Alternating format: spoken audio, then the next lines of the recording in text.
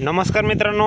तर मित्रांनो, तुमचे पण टोमॅटो 1.5-2 महिन्याचे होत आलेत आणि तुमच्या पण टोमॅटोवरती असं बुडापासून पानं थोडे थोडे करपत यायला लागलेत, म्हणजे ठिपके पडायला लागले. तर त्यासाठी मित्रांनो मॅग्नेशियम जर सोडलं का तर त्याच्यावरती थोडाफार कंट्रोल होऊ शकतो मित्रांनो.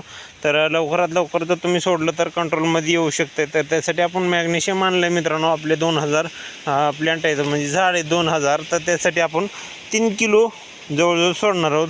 तर मित्रांनो, आपण असं एका बकेटामध्ये काढून घेतले आणि आपण डब्यानं आपण प्रत्येक पंपाला 3-3 डबे असं टाकणार आहोत आणि 3 पंप आपण आपल्या ह्या प्लॉटला सोडणार आहोत मित्रांनो. त्यासाठी आपण काढून घेतलेलं इकडे बघू शकताय आणि डबकंसुद्धा आहे त्याच्यामध्ये बरं का, बघू शकताय. तर वाऱ्याने थोडा माझा आवाज कमी जास्त होत असेल तर थोडं ॲडजस्ट करून घ्या. आणि आपण असंच ह्यानं 4 इंचच्या पंपानं नोजल काढून पोडी लावून अशा प्रकारे इथं बघू शकताय आपण सोडणार आहोत. तर मित्रांनो, आता सद्यस्थितीला आपलं टोमॅटो ह्या अवस्थेमध्ये आहेत.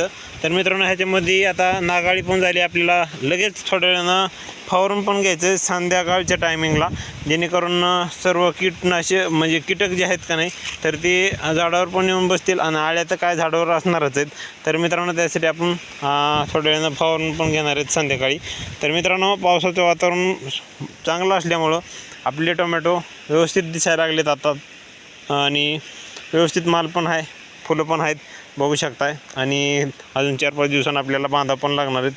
वाढ खूप छान झालेली आहे. तर मित्रांनो, तुम्ही सोडले का मॅग्नेशियम सांगा.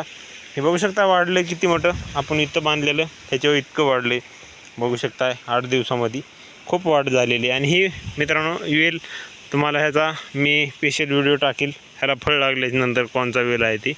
तर चला भेटू दुसऱ्या व्हिडिओमध्ये. धन्यवाद.